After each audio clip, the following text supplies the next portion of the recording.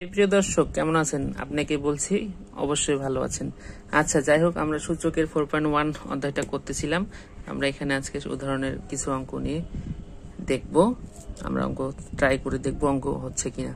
যাই হোক, চলুন অঙ্ক শুরু করি। আর একটা কথা হচ্ছে, আপনারা অবশ্যই চ্যানেলটি সাবস্ক্রাইব দিয়ে পাশে থাকবেন, তাহলে এরকম ভিডিওগুলো সবসময় পেতে থাকবেন।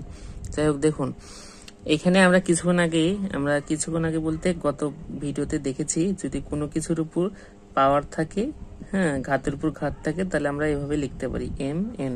ঠিক আছে, তাহলে এই ক্ষেত্রে আমরা এটা লিখতে পাবো যে এখানে আমরা কিন্তু অঙ্কটা তুলে রেখেছি আগে। তাহলে আমরা লিখতে পাবো পি কিউ মাইনাস আর। আবার এখানে লিখতে পাবো এ কিউ আর মাইনাস পি। আবার এখানে লিখতে পাবো এ আর পি মাইনাস কিউ। ঠিক আছে, তারপর দেখুন, তারপর আমরা কিন্তু এটা গুণ করে দেবো, P Q minus P R.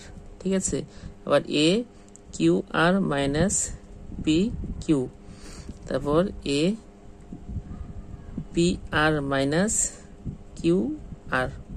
ঠিক আছে, এগুলো কিন্তু জাস্ট গুণ করা হয়েছে। তারপর দেখুন, বেজ কিন্তু সব কয়টাতে সমান, তাই না? বেজ সমান থাকলে পাওয়ার গুলা কি হয়? গুণ আকারে থাকলে পাওয়ার যোগ হয়। তার মানে আমরা এই যে এটা শিখেছিলাম যে A M into A N যদি হয়, তাহলে আমরা লিখতে পারি এ এম প্লাস এন। ঠিক আছে, তাহলে আমরা বেজ যেহেতু সমান, বেজ একটাই লিখবো, পাওয়ার গুলো সব যোগ হবে, P Q minus P R plus Q R minus P Q plus P R minus Q R. দেখুন এখন এখানে দেখুন কাটাকাটি যাবে, তাহলে এটা প্লাস এটা মাইনাস, কাটা, P R plus P R minus, কাটা, Q R plus Q R minus, কাটা। তাহলে এটার মান কি হয়? এটার মান হচ্ছে 0 হয়। তাহলে 0 যদি হয়, তাহলে সেক্ষেত্রে আমরা লিখতে পারি 1। এটা আমরা কি শিখেছিলাম? এই কোনো কিছুর উপর যদি 0 হয়, সেটার মান হচ্ছে 1 হয়। এটা আমরা গত ভিডিওতে, অর্থাৎ এর আগের পার্টে আমরা শিখেছি। আপনারা যদি না জেনে থাকেন এই অঙ্কগুলো করতে গেলে, ওই ভিডিওতে অবশ্যই দেখবেন, ওখানে ডিটেলস সুন্দরভাবে আলোচনা করা আছে। ঠিক আছে, আচ্ছা, তারপরে আমরা আজকে আর একটা অঙ্ক হচ্ছে শেয়ার করব, সেটা হচ্ছে উদাহরণ 5। আচ্ছা, আমরা মূলত নবম দশম শ্রেণীর হচ্ছে বইগুলো কভার করব, হ্যাঁ, যার কারণে আমরা এখানে বইয়ের ডিটেলস করতেছি। বইগুলো কভার করলে অবশ্যই যারা 9-10-এ পড়েন তাদের জন্য উপকার হবে, এবং যারা চাকরির পরীক্ষার্থী তাদের কিন্তু এই জিনিসগুলো থেকেই, এই নবম দশম শ্রেণী থেকে মূলত ম্যাক্সিমাম প্রশ্ন হয়ে থাকে গণিত থেকে। তো অবশ্যই আপনারা ভিডিও দেখবেন। আচ্ছা, তারপর দেখুন, ভিডিও দেখার আগে আরেকটা কথা বলি, অবশ্যই সাবস্ক্রাইব দিয়ে পাশে থাকবেন, তাহলে ভিডিও বানানোর ইমেজ তৈরি হয়। হ্যাঁ, তাহলে আমরা এখানে একটা অঙ্ক তুলবো, সমাধান করো। কি করতে হবে সমাধান? যে 4x + 1 = হচ্ছে 32। ঠিক আছে, এখন সূচক মানে কি? সূচক মানেই হচ্ছে আপনাকে ক্ষুদ্র করতে হবে। এটা আপনি সূচক যখন অঙ্ক করতে যাবেন, তখন আপনার মাথায় নিয়ে আসতে হবে একে যতবারই ক্ষুদ্র করব। তাহলে আমরা লিখবো, দেয়া আছে যে 4x + 1 = হচ্ছে 32। তাহলে দেখুন, একে আমরা 2, তার উপর 2 লিখতে পারি, তাহলে x + 1। এটাকে 2, তার উপর 5 লিখতে পারি, কারণ কি 5টা 2 যদি আপনি গুণ করেন, তাহলে 32। দেখুন 2 × 4 = 4, 2 × 8 = 16, 16 × 32। তারপর এখানে দেখুন 2টা 2 যদি গুণ করেন, তাহলে হচ্ছে 4 হয়।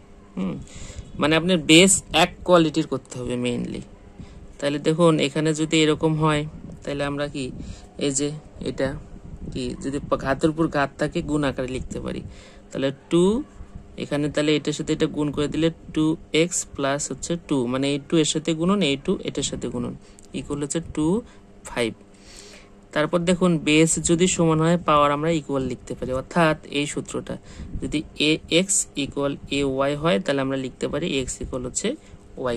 ঠিক আছে, তাহলে দেখুন এখানে আমরা তাহলে লিখতে পারি 2x + 2 = হচ্ছে 5।